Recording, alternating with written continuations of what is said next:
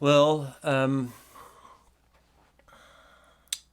the the topic of sexuality is very sensitive because it is one of the most powerful tools of liberation.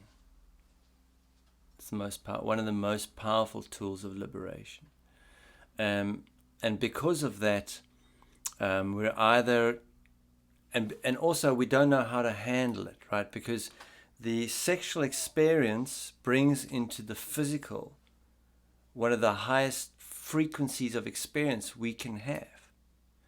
If you think about it, the the the point of conception is an orgasm, right? It's like we began as an orgasm.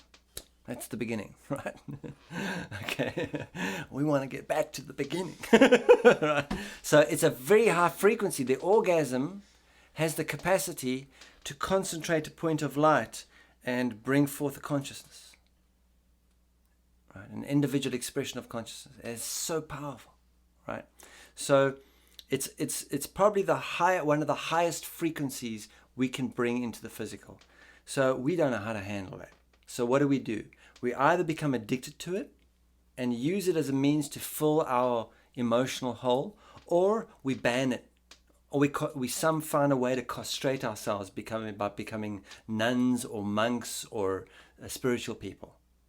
And that castration leads to all sorts of terrible unconscious behavior, as we can see in religions that ban sexuality. The only thing that goes on there is it becomes like a dark occultic approach to sexuality, right?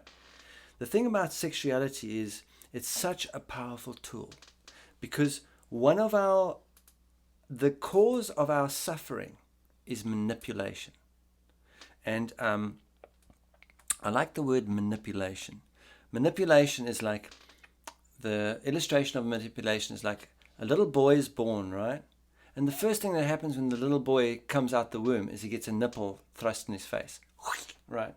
And the life force is coming from the nipple, right? And suddenly the nipple is taken away and hidden away forever. And he spends the rest of his life looking for the nipple again, right? It's called man-nipple-nation, right? Manipulation, right? And really that's the primal, that leads to a very primal behavior in the belief that what I'm looking for, the most profound experience I'm looking for, is I can get through the physical world, through manipulation of the physical world. And so what we do is we're constantly manipulating our experience to try and gain that outcome, to gain that destination point. We don't even realize we're doing it. So for example, when two people come together to explore intimacy, because intimacy is the final cleansing of the bottom of the barrel of the emotional stuff. You first do work with yourself, the daily upsets that are happening.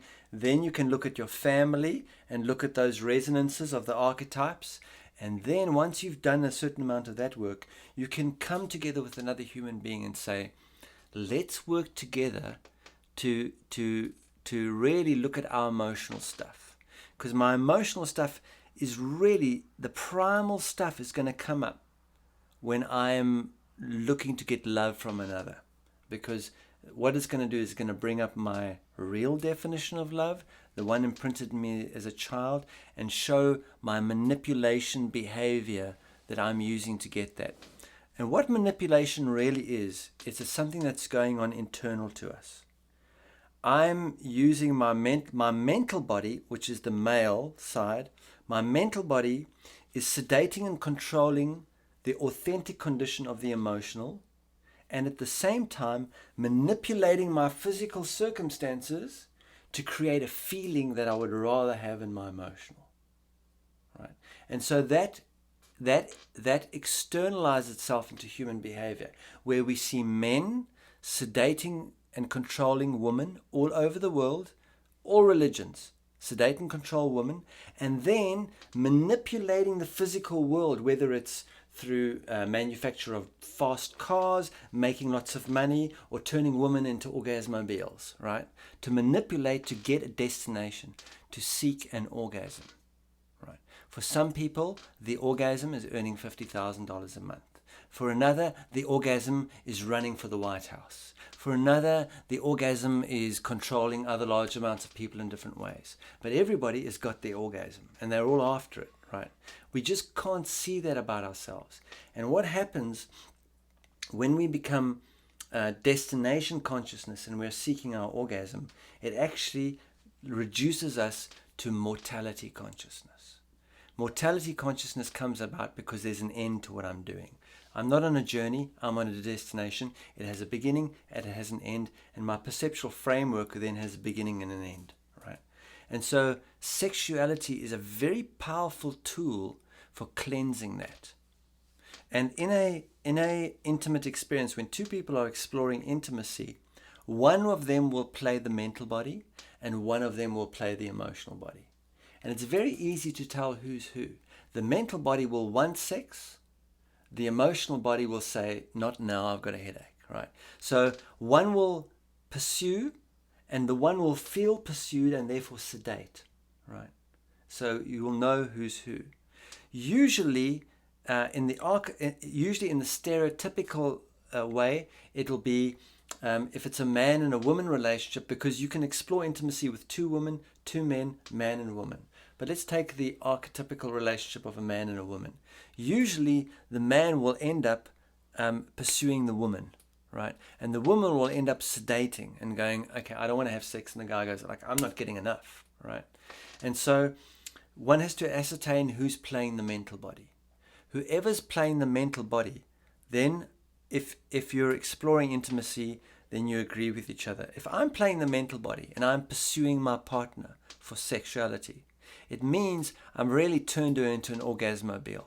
I'm just trying to get my pleasure. I'm trying to get what I want.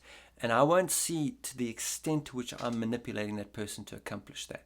So what I do is I ban myself from having an orgasm. I say, from this point, from now, for a while, I'm pushing the orgasm aside. In other words, I will have sex with you, but I will not have an orgasm. And if I feel I'm approaching an orgasm, I will stop what I'm doing. And you're just going to have to work with me here, because I'm so addicted to having an orgasm. That's really all I'm concerned about.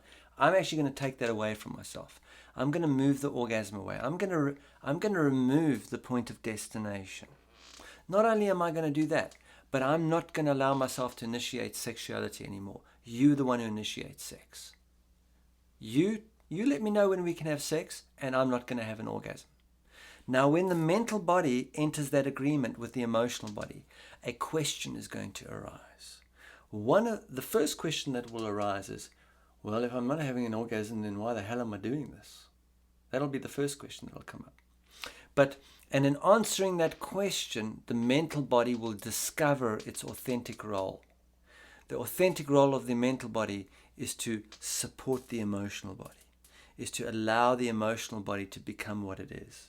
In other words, the authentic role for a man is to create a space for a woman to feel safe enough so that she can become what a woman is.